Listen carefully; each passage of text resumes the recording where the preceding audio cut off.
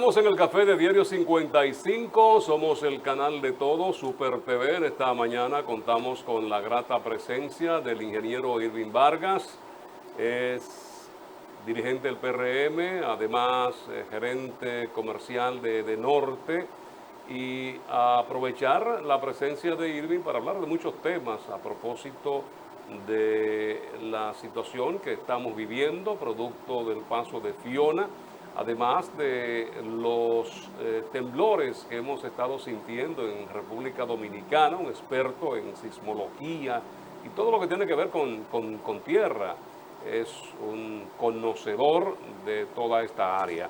Buenos días, Irving, qué gusto tenerte por aquí con nosotros. Buenos días, para mí es un placer estar compartiendo con ustedes, sobre todo después de un día tan traumático donde los ibaeños creíamos que Fiona nos había favorecido mucho con unas lluvias suaves, una temperatura suave, pero la naturaleza es impredecible y hasta los mejores pronósticos fallaron en el caso del centro de huracanes de Miami por la ruta errática que mantuvo después que salió del canal de la Mona.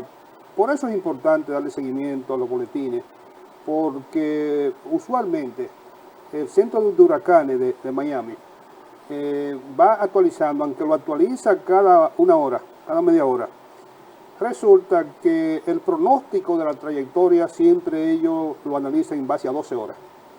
Por lo que este tipo de fenómenos muchas veces tú tienes que darle seguimiento a las diferentes escuelas de pronóstico, que son aproximadamente 15, y muchas de ellas están basadas en la experiencia y sobre todo en la capacidad profesional que tienen todas esas agencias internacionales. Pero ahora se debatió mucho porque así como hay el centro de huracanes de Miami y otros que son referencia para el comportamiento de estos fenómenos aquí en esta parte, surgió el europeo, Así que es. también se estaban ambos. Y el GPS también fueron los que más se alinearon a la ubicación de por dónde debería de pasar.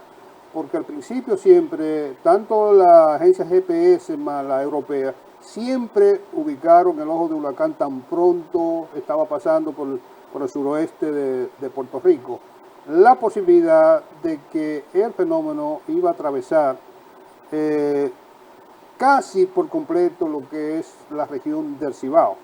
Y como este fenómeno estaba ascendiendo más hacia el noroeste, pero llegó en un tiempo en que fue un franco oeste, que era donde nos perjudicaba, pero afortunadamente la temperatura caliente del mar, más los vapores de agua, pues automáticamente más la presión barométrica, pues indujeron ese desvío hacia el noroeste, pero definitivamente a eso de las 7, las 8 de la noche, hizo un giro hacia la izquierda, pegándose un poco a lo que es paralelamente a la costa norte de República Dominicana, y precisamente ese viento con vientos huracanados llegaron a Santiago y hicieron muchos efectos, sobre todo en la caída de árboles y las inundaciones que aún todavía para el día de hoy se esperan que sigan aumentando. Y la traslación de este mismo fenómeno, Irving, muy lenta, porque se suponía que el viernes de la semana pasada era cuando iba a impactar ya prácticamente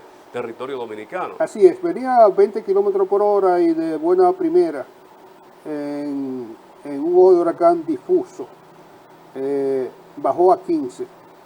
Pero afortunadamente la categoría fue categoría 1 cuando penetró a República Dominicana, y ya cuando salió a las aguas del Atlántico, entonces aumentó a categoría 2. Y en los tiempos que estamos viviendo ahora, ustedes conocen que hay 5 escalas, 5 categorías. 5 categorías. Yo entiendo que ya hay que crear la 6ª categoría, porque la última va de 250 a 290.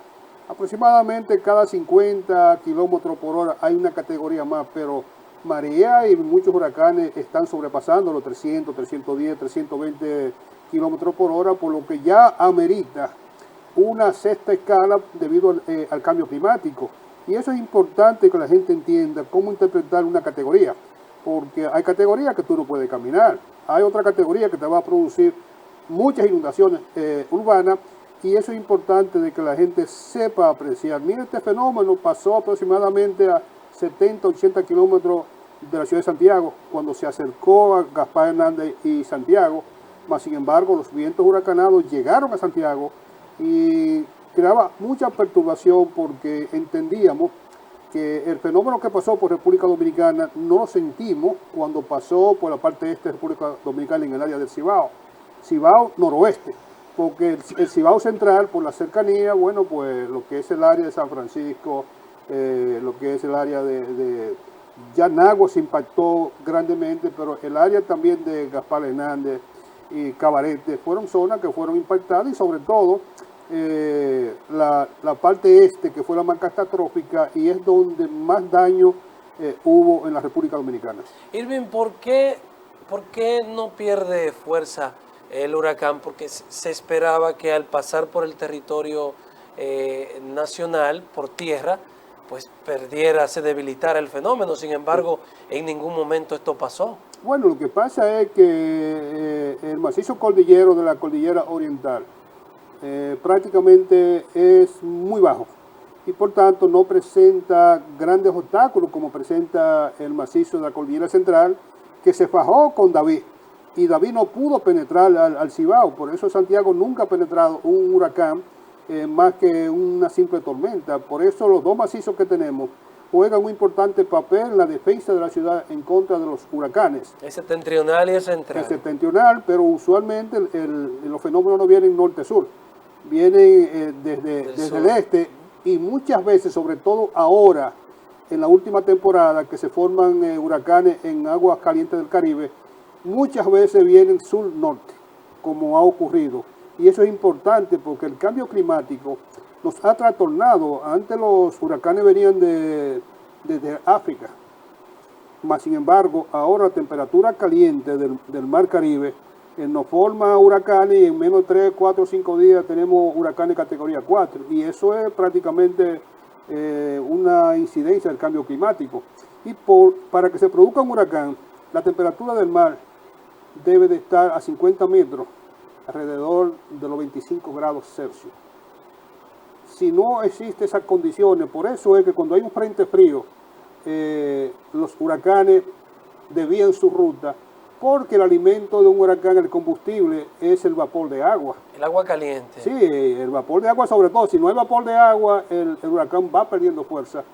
Así como el vehículo cuando se le acaba la gasolina, y esto precisamente siempre se pierde en el franco atlántico, allá en las aguas frías.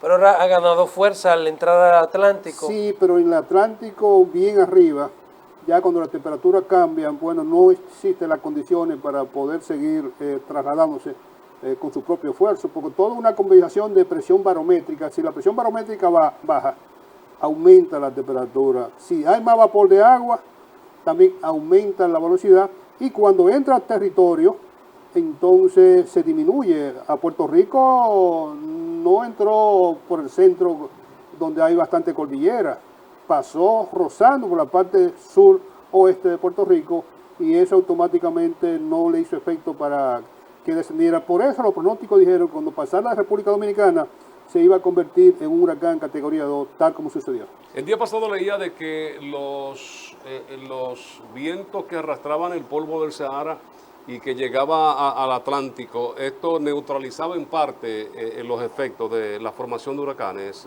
Irving. Así es, porque el vapor de agua disminuía, porque como ustedes saben, el polvo del Sahara es un polvo tan y tan liviano, pero cuando existe algún tipo de condensación y de lluvia, automáticamente eso contrarresta y en vez del polvo seguir avanzando, entonces se mezcla con el agua y automáticamente desciende. Entonces eso es una pelea permanente que en República Dominicana vamos a tener tres fenómenos importantes, que es los terremotos, que aquí eso es toda una vida, lo que es el polvo de Sahara, que coincide con la temporada de huracanes, y una temporada de huracanes que comienza antes de la fecha prevista del 30 de junio y termina después del 30 de noviembre, por lo que ya tenemos una temporada de huracanes mucho más prolongada, y así lo vivimos nosotros en Santiago con la tormenta Orga, que ocurrió el desastre de la presa de Tavera el día 11 y 12 de diciembre. por lo que nosotros aquí debemos estar siempre preparándonos, educándonos, porque los fenómenos atmosféricos siempre los vamos a tener. Ahora, las desgracias y los impactos ya va a depender de nosotros, de la preparación que uno tenga, y siempre se va a aprender, porque ya la República Dominicana por lo menos cuenta con un radar Doppler, y está muy interesado en que las 3 regiones grandes de República Dominicana puedan contar con el dominio absoluto del espacio aéreo de la República Dominicana, y entendemos también de que ya la tecnología nos ayuda mucho porque hay acuerdos internacionales, y sobre todo el Centro de Huracanes de Miami es el que está facultado para dar seguimiento a todos los fenómenos que vienen por aquí, por América y por el Caribe. ¿Qué nos permite ese radar? Nos permite estudiar las condiciones climatológicas, porque todos estos pronósticos se hacen en base a las condiciones climáticas, la temperatura, la presión, la humedad, el viento. O sea que todos esos factores, entonces ellos tienen un software y hacen varias combinaciones, y por eso es que ellos pronostican la posible ruta del huracán en base a las condiciones climáticas. Y algo muy importante de que debemos de saber, de que hay personas que, precisamente como dice Frank, que quieren asociar los terremotos con los huracanes. Y son 2 fenómenos completamente distintos. Mientras uno es climático, meteorológico, el otro es geológico. Y que por lo tanto pudieran coincidir en un momento dado, y si coinciden también, pudieran ser más catastróficos en el caso de los terremotos, porque en donde exista una arcilla expansiva, suelos blandos, con mucha humedad, entonces la amplificación, la aceleración va a aumentar, y va a durar un mayor tiempo de interacción entre la onda sísmica y la edificación, que es lo que tumba. Entre más tiempo dura el edificio sometido a la fuerza sísmica, mucho más peligro tiene de que colapse, siempre y cuando sea vulnerable, porque si es una edificación que no tiene grados de vulnerabilidad sísmica, puede soportar terremotos hasta de 8 grados de magnitud, que es mucho decir, como el que se está esperando en República Dominicana, que todos los pronósticos nos hablan entre 7.5 y 8, y que pudiera ocurrir en un territorio cercano a Santiago y con un hipocentro muy superficial. Estamos hablando de 10 kilómetros, cuando a 50 kilómetros de profundidad se cataloga muy superficial.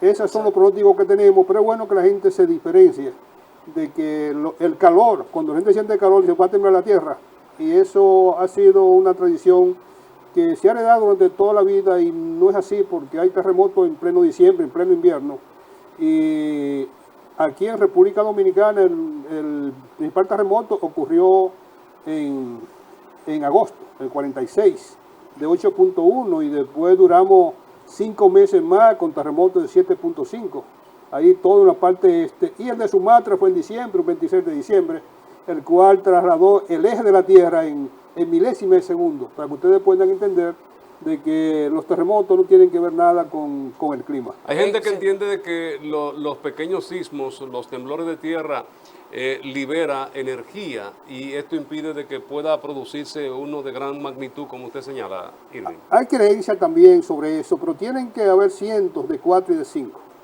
para que eso pueda suceder. Eso sí es bueno para la alerta, para que la gente entienda que vivimos en un territorio de alto riesgo sísmico, y que terremotos pequeños, porque es que la placa es muy grande. Mira, de Sumatra rompió 200 kilómetros. Entonces, en el caso de la septentrional que tenemos aquí, tiene 3 franjas. La franja desde la bahía de Samaná hasta Tamboril. Tamboril hasta Navarrete, y Navarrete hasta Manzanillo.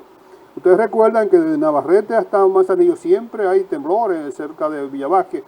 De Tamboril hacia arriba también siempre hay temblor, pero la parte central, Navarrete-Tamboril, tiene muy poca actividad sísmica, y eso presume que ese tramo es donde tiene la mayor concentración de energía. Por eso el Servicio Geológico de los Estados Unidos, en un estudio que se hizo paleosísmico, demostró que hay energía suficiente acumulada para producir un terremoto de 7.5 a 8, y que tienen más energía que cuando se produjo el último gran terremoto en ese sitio. Por lo que los pronósticos están bien estudiados, Todas las agencias internacionales también lo dicen. El histórico de República Dominicana de cada 50 a 75 años debe ocurrir un gran terremoto, también ya se está cumpliendo, porque el último fue en el 46. Si contamos 46 al 2000, tenemos 54, más 22, 76. Es decir, que estamos precisamente agotando los periodos de recurrencia en que debe de ocurrir un gran terremoto en República Qué Dominicana. difícil predecirlo. Quizás nosotros pasemos por el mundo terrenal y no nos llegue el terremoto. Pero es posible Pero sí hay café. que estemos más cerca, Ajá. que ocurra. Sí, es mejor pasar esa información con café. Así es. Sí. Café Santo Domingo, Muchas lo mejor gracias. de lo nuestro. Gracias, Xiomara, Gracias. por siempre traernos aquí Salud. este café que es parte del pueblo dominicano. Lo mejor de lo nuestro, Café Santo Domingo, 3 presentaciones, Suardí, Perla Roja y Gran Sierra, cultivado desde Rancho Arriba hasta la Cordillera Central. Irving, con relación a eso del terremoto, porque ya debemos ir al corte para aprovechar este dato. Ayer en México unos 7.4 grados, aquí se espera uno entre 7.5 y 8. O sea, más o menos anda por ahí, 7.4. Un solo muerto en México. Bueno, México ha aprendido de los terremotos.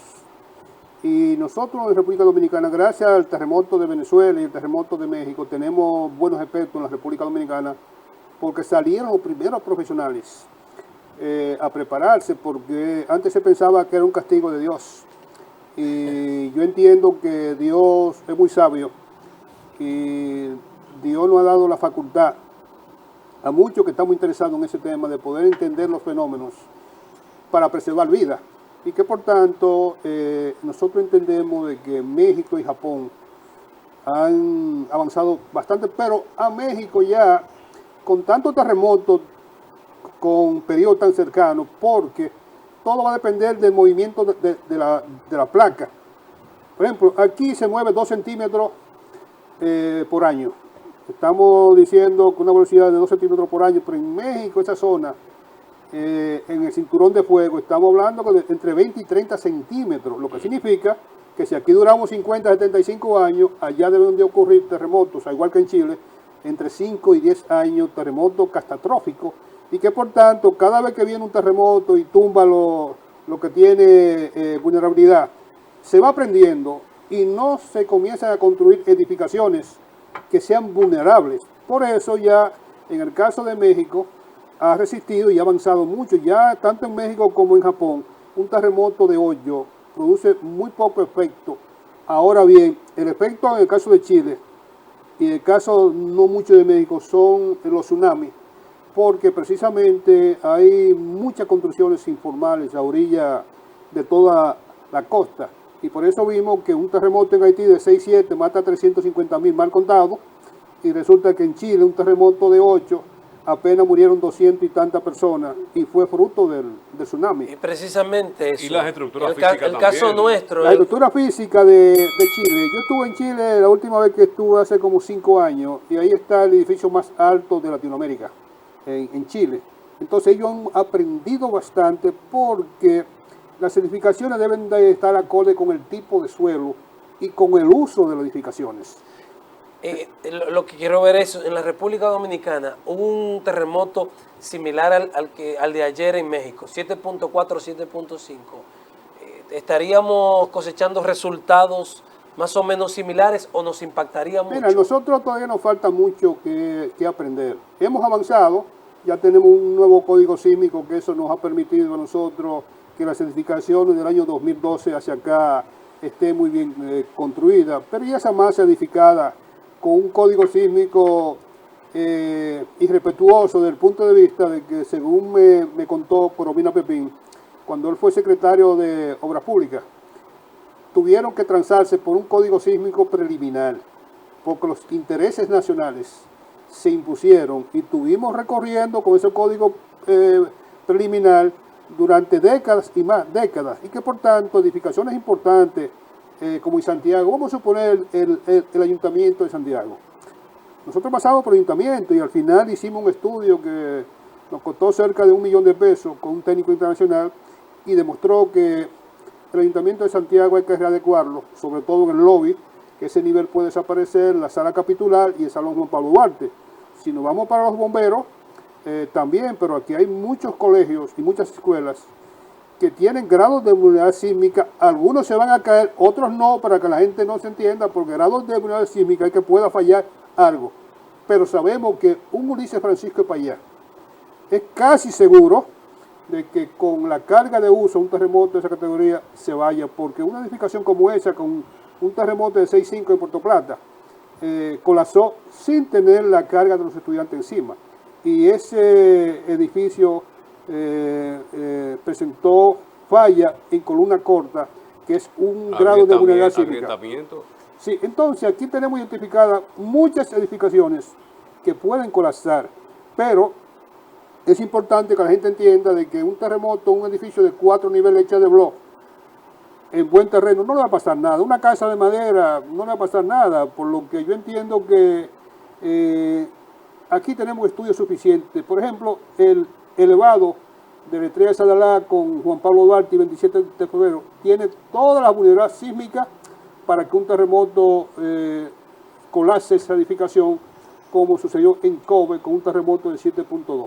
Porque el problema de este sistema articulado es que tiene columnas más cortas y más largas, y el dado de apoyo entre la viga es muy corto. Entonces, cuando viene un terremoto, la columna corta no impiden que las grandes se muevan, y entonces esas columnas no están diseñadas para resistir cargas horizontales, que son las que en verdad hacen colapsar la edificación. Entonces van a hacer colapsar la más larga y todas esas vigas van a desplomarse. Por eso es muy importante de que la gente, cuando esté debajo del elevado, en el semáforo, esperando, que siempre chequee el semáforo, porque si el semáforo se mueve, es síntoma de que pudiéramos estar al frente de un terremoto, y que tenemos 7 segundos, 8 segundos para nosotros poder actuar con tiempo. Bueno, la realidad de nuestras edificaciones no es la mejor, pero es nuestra realidad. Y aquí hay algunos tópicos para actuar a tiempo en caso de que sea necesario. Al regreso vamos a seguir conversando sobre lo que ha ido dejando también el huracán Fiona, una realidad de suspensión eléctrica a nivel de todo el país. Vamos a ver cómo ha quedado en el Cibao, el trabajo de Norte. Hay incluso derrumbe de puentes aquí en el Cibao. Ese y otros temas vamos a estar viendo después del corte con nuestro invitado, Irving Vargas. Ya regresamos.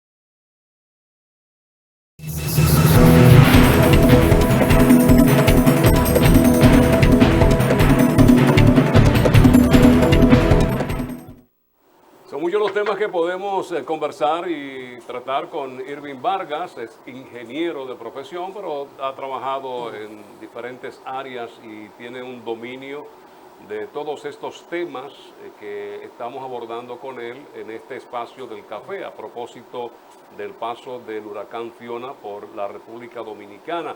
Y todo esto que tiene que ver con los fenómenos telúricos también, que son de gran preocupación para la República Dominicana, de si estamos preparados. Difícil esa respuesta, el que alguien pueda decir, sí, estamos ya listos para recibir cualquier fenómeno de este tipo en el país, incluso las mismas edificaciones, como señalaba. Este puente colapsado, Irving, ahora con las lluvias, producto, aunque ya se veía desde hace tiempo, ¿verdad?, de que se le estaba dando seguimiento al mismo, colapsó, pero hay otros también que colapsan precisamente con las lluvias. Y tenemos edificaciones aquí que lamentablemente no están supervisadas, no fueron llevadas a cabo con todos los estándares que permiten tierras como la que vivimos nosotros con estas fallas tectónicas. Eso a mí me llama mucho la preocupación. Y entendemos de que las últimas obras que han colapsado, algo tiene que ver con la falta de una fiscalización, porque muchas veces un diseño puede estar bien, pues no es lo mismo lo que se construye que lo que se diseña. Entonces, yo pude apreciar que en el derrumbe del muro en las carreras, eso es tan sencillo, la gente no entiende qué tan importante es el recubrimiento de una varilla con el hormigón. Nosotros tenemos normativas donde nos dicen que un hormigón armado en presencia de contacto con la tierra, esa varilla debe de tener 7 centímetros de recubrimiento para que la humedad no penetre o algún elemento químico no penetre hacia la varilla para que comience a oxidarse. ¿Qué fue lo que sucedió en la carrera? Porque un muro de contención se diseña en varios aspectos. Se diseña contra el vuelco, es decir, que se voltee por completo con todo y zapata. Otro diseño es contra el deslizamiento, que si hay un material que con el empuje puede deslizarse y puede desplazar el muro, y otra es por cortante a 1/3 de la altura del muro. Es decir, ahora ni falló por deslizamiento, ni falló por volteamiento, y falló por un cortante que no fue donde se diseñó. Porque yo pude apreciar que si arriba las varillas tenían 1 o 2 centímetros de recubrimiento, si eso estaba así en la parte de abajo, ¿qué hizo eso? Que la varilla se fue oxidando, fue perdiendo la capacidad de reforzar, y entonces sucedió que un cortante, como cuando uno coge un queso y lo corta, y falló por cortante en un nivel que no fue el punto del diseño, que es 1/3 del empuje del material. Por lo que la gente se fue, que fue el agua. Señor, los muros están diseñados para resistir empujes laterales. Ahora bien, cuando tú estás tan y tan débil, solamente el chin de agua que le cayó más fue el detonante para que eso se cayera, pero el muro que está frente a los bomberos hace tiempo que está cediendo, lo que significa que hay una deficiencia en el diseño y en el acero colocado, porque ese tipo de muro se diseña que la parte de arriba tiene 30, la parte de abajo tiene 60.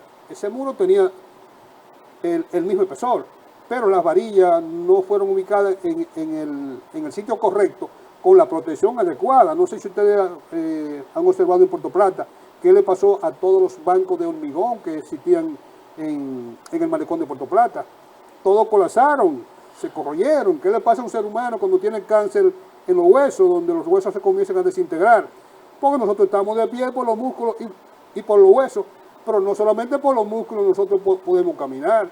Entonces eso le pasa a las edificaciones cuando tienen ese tipo de situación, y ese puente todo es indicar de que la fiscalización es inminente, de que aquí se construya lo que se diseña y con la calidad también que dicen los materiales, porque todo ese tipo de diseño se analiza en base a la calidad de los materiales, la resistencia, la carga de uso que va a pasar y además también la vida útil.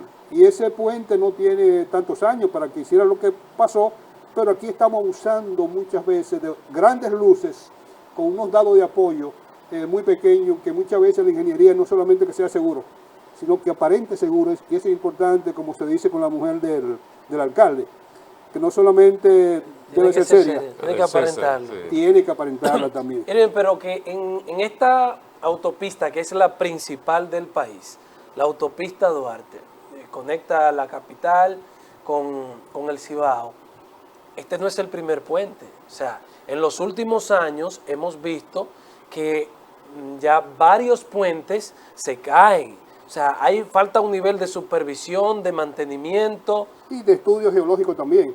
Porque con los estudios geofísicos, muchas veces los puentes hay cosas que hay que entender. En primer lugar, cuál es la escorrentía, o sea, que te va a aportar la cuenca de ese río. O sea, qué cantidad de agua va a pasar.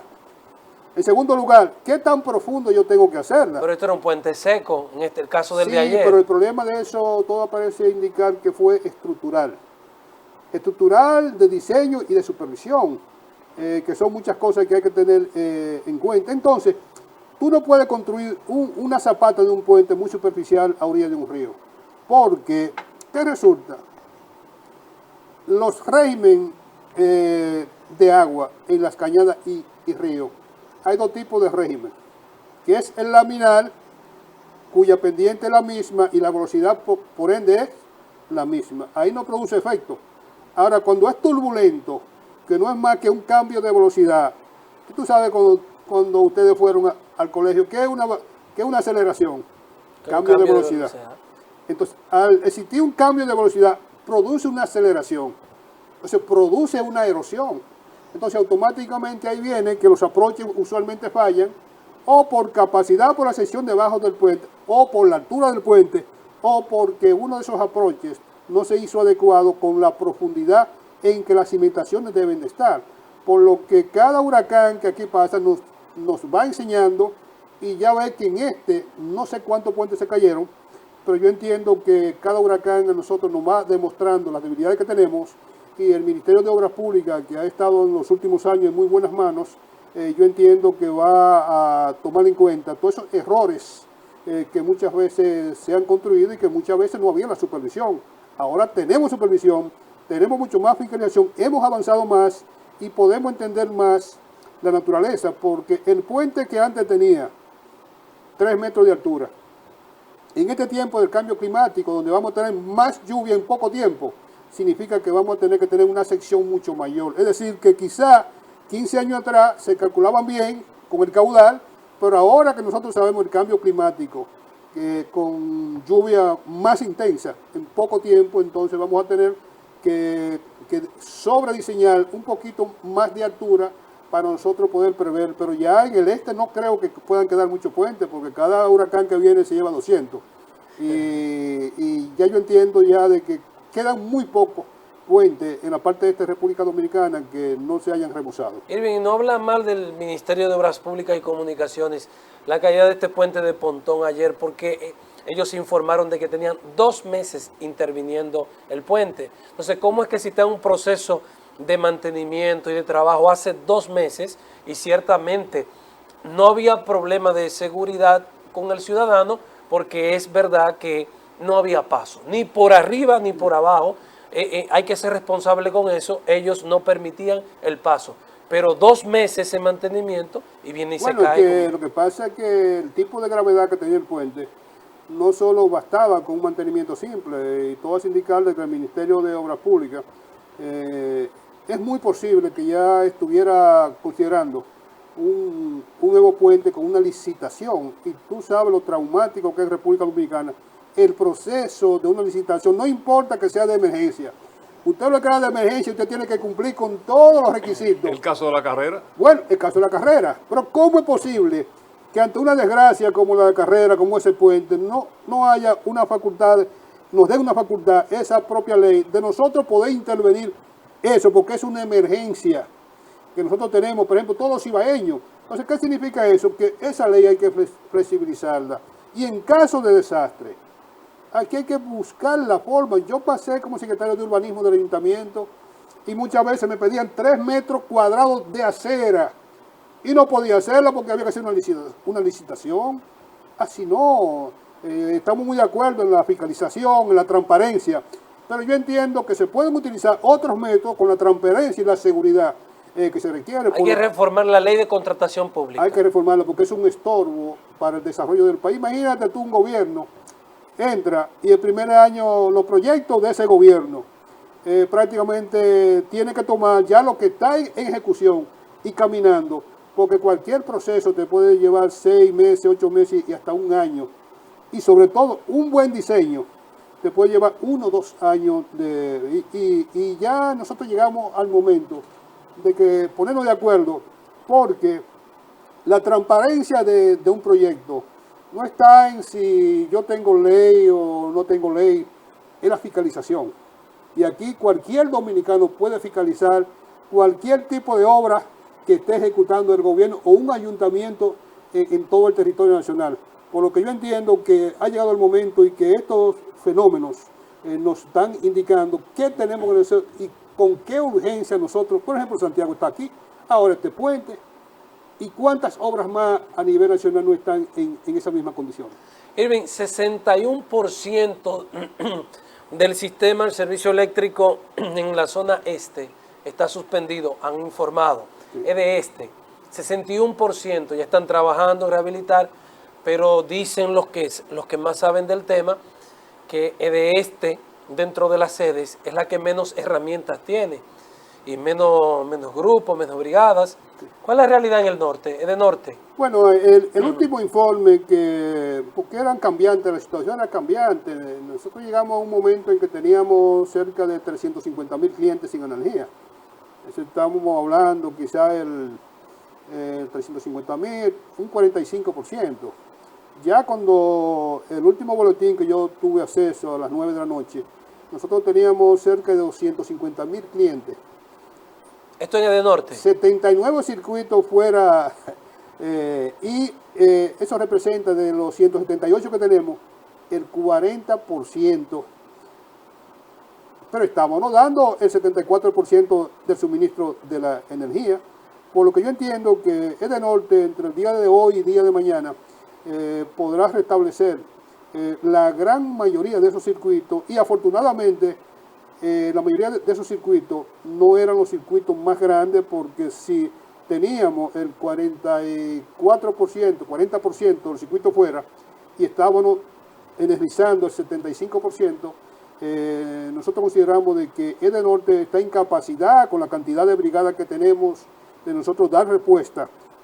Y lo dimos anoche, y lo dimos durante todo el día, y hoy vamos a continuar, porque es una tarea titánica.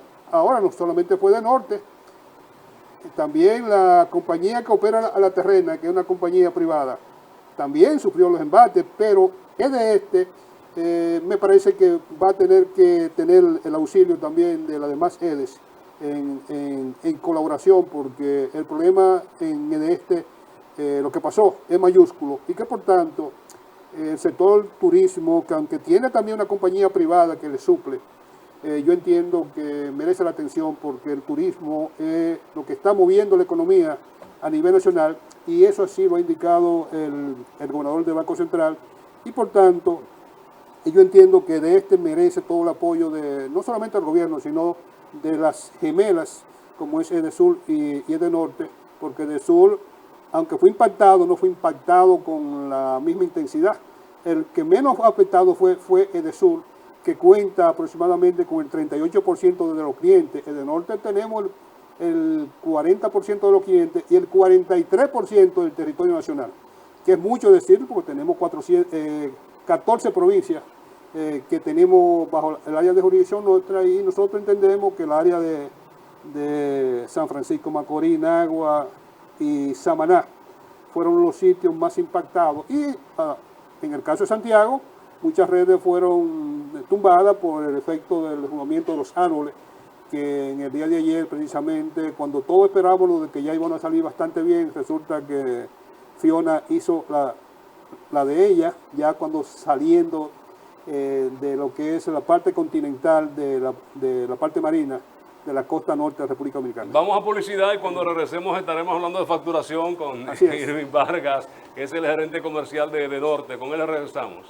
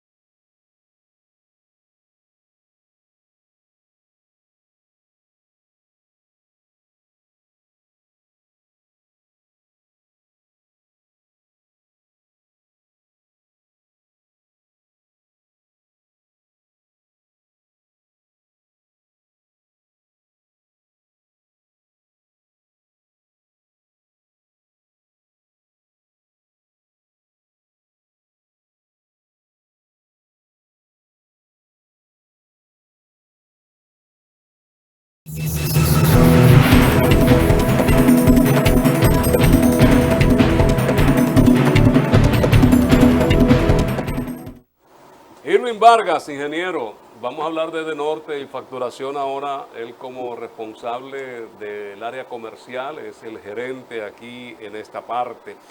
Irving, en los aumentos, se supone que el presidente lo echó hacia atrás. Y El último. esto dentro del pacto eléctrico que correspondía, pero la facturación ha bajado, la facturación ha aumentado en muchos sitios. Bueno, vamos a hablar por la experiencia que estamos viviendo en la dirección comercial de Edenorte. Nosotros tenemos 1.235.000 clientes. Y resulta que Edenorte no aumenta la tarifa. Eso viene de un pacto eléctrico nacional, donde se juntaron todas las instituciones, el empresariado, entendían que las sedes, tú no puedes dar un servicio de calidad si tú eres deficitario. Y el país está reclamando. En el caso de Edenorte tenemos cerca de 4.000 clientes nuevos cada mes. Lo que significa que ese pacto entonces fijó de que debían ocurrir aumentos trimestrales hasta el 2026. Pequeños aumentos acumulados, y la Superintendencia de Electricidad resolutó y nos envió una comunicación a todas las sedes de que trimestralmente nosotros teníamos que aumentar la tarifa en base a unos valores que ellos nos enviaban. Es decir, nosotros estamos aplicando lo que nosotros nos están exigiendo dentro del pacto. Entonces resulta que el primer aumento fue en noviembre, era en octubre, pero se decidió noviembre, enero. En ese periodo nuestros clientes comienzan a consumir menos energía. La gente estaba feliz porque si consumían menos, me aumentaron, pero me está llegando mucho más barato. El otro aumento, que es febrero, marzo, abril, meses fríos también. Resulta que nadie reclamó tampoco porque estaban consumiendo menos. Después viene abril, mayo, junio y julio. Todavía hasta julio, ya en julio, ese último mes, ya la gente comenzó a apreciar, porque el histórico de consumo en verano aumenta el consumo. Entonces, cuando se juntaron 4 aumentos, julio-septiembre, que fue el que el presidente echó para atrás, ya era una carga apreciable cuando uno se encontraba con el consumo de verano. Entonces, ahí comenzó el problema, que yo entiendo que el último aumento debió desplazarse para los tiempos fríos, que era donde las personas consumían menos y no iban a notar.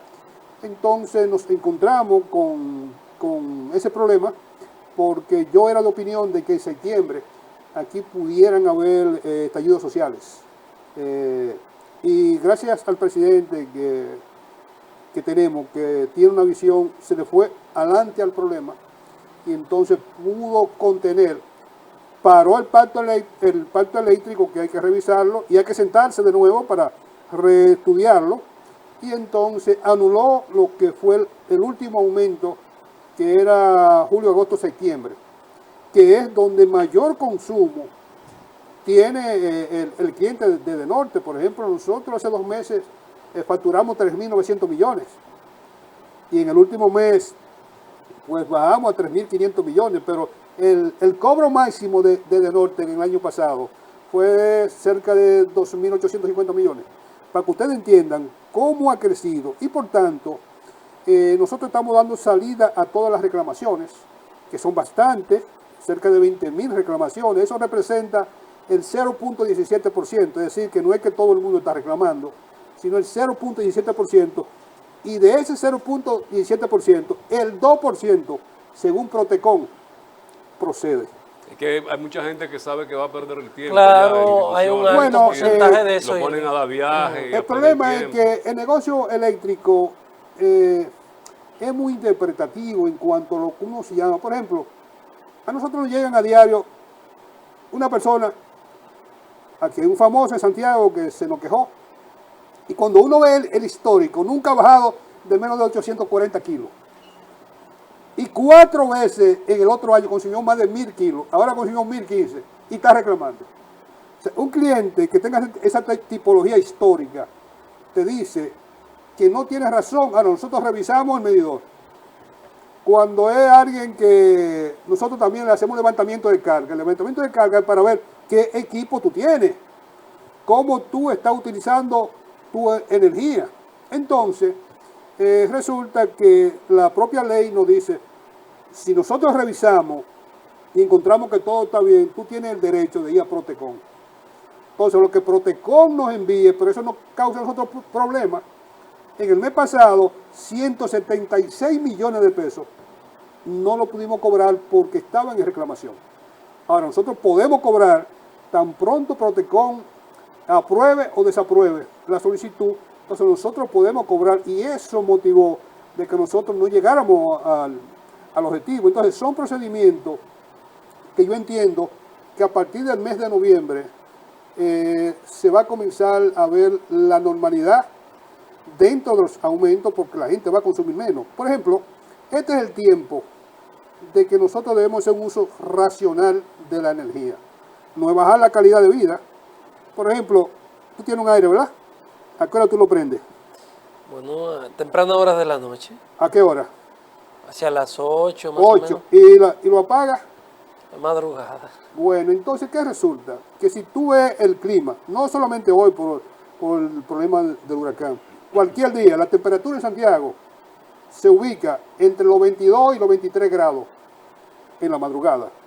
Entonces, si tú controlas de que el equipo de aire acondicionado tú lo apagues a las 3. En el caso mío, yo me acuesto a las 12, 12 y media, duermo 4 horas y feliz de la vida.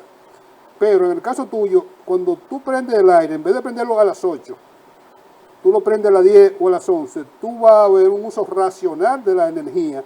Como también la nevera, si tú la tienes a toda capacidad, entonces el tú abrir y cerrar, eso también te va a consumir más. El modelo de los equipos electrónicos y electrodomésticos, eso tiene que ver mucho, porque nosotros tenemos que ir hacia la eficiencia de la energía, que es el camino a seguir. No es que tú bajes la calidad de vida. Si tú tienes bombillos de 60, 80 watts, cómprate de 3 watts que te representan 40 watts, ¿verdad? De esos LEDs. Y entonces, cuando tú, 10 bombillos LED de 3 watts y de 5 watts, representan 20 o 30 bombillos de los convencionales, entonces nosotros vamos allá, pero nosotros damos garantía en el norte de que las reclamaciones nosotros le damos el frente. Y hemos tenido también casos de gente indigente que por una u otra razón, por la irregularidad en cuanto a las conexiones internas del pedacito de alambre, han consumido 20, 30, hasta 50 mil pesos por un aterrizaje interno. Y yo dentro de la facultad que tengo, aunque tengo una normativa, siempre me puedo salir de la normativa y en ese caso que se demuestre la indigencia y que una persona que no está en capacidad, nosotros automáticamente le hemos exonerado hasta el 90-95%. Imagínate tú una anciana, 93 años, con una casita cayéndolo, con un aterrizaje, o con un grupo de tigres se le conectó en un barrio. Es el componente social que nosotros tenemos que tener. Tarifa fija todavía en muchos sectores. Mira, aquí nosotros, fruto de la operación Pulpo, que no podíamos adquirir los materiales ni los medidores, tenemos 153.000 clientes con conexiones directas. ¿Qué significa una conexión directa? Tú sacas tu contrato, nosotros vemos todos los equipos que tú tienes, te hacemos un cálculo a través de una tabla de la CIA y nosotros calculamos, bueno, tú puedes consumir tanto. Entonces te ponemos una tarifa fija, pero con los aumentos no era tan fija.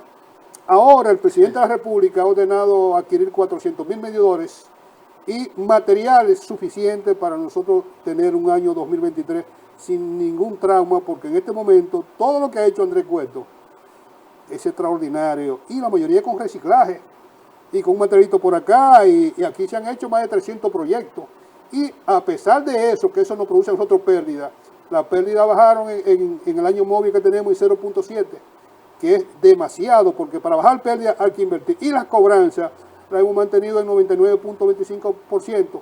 Ahora, ¿cuáles son los que nos pagan? Que la gente debe de entender que hay un problema social y político. Nuestros ayuntamientos, por X o por Y, nos están endeudando con 85, 90 millones de pesos mensual. Y esas cuentas de los ayuntamientos, entre ellos y nosotros, vamos a tener que sentarnos. Porque ahí nosotros nos hemos encontrado que muchos ayuntamientos están apadrinando clubes sociales, muchos ayuntamientos están apadrinando casas de exfuncionarios.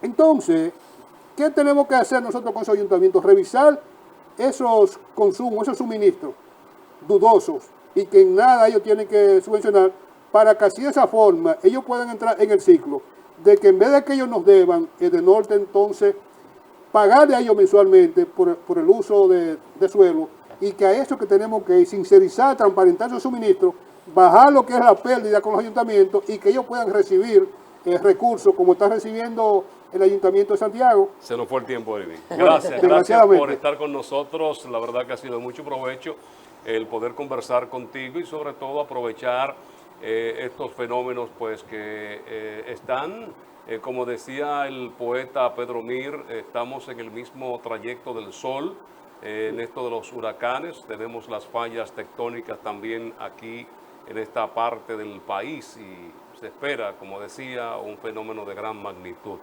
Gracias a Irving Vargas, dirigente del PRM, ingeniero, además es el gerente comercial de Edenorte. A ustedes las gracias en nombre de Lenis Tejada Betancourt, el productor general, a Adalberto de León, el equipo que conforman las mañanas de este canal 55, Frank Rodríguez, agradecemos el gesto de sintonizarnos, invitándoles para que continúen con la programación de Super TV 55.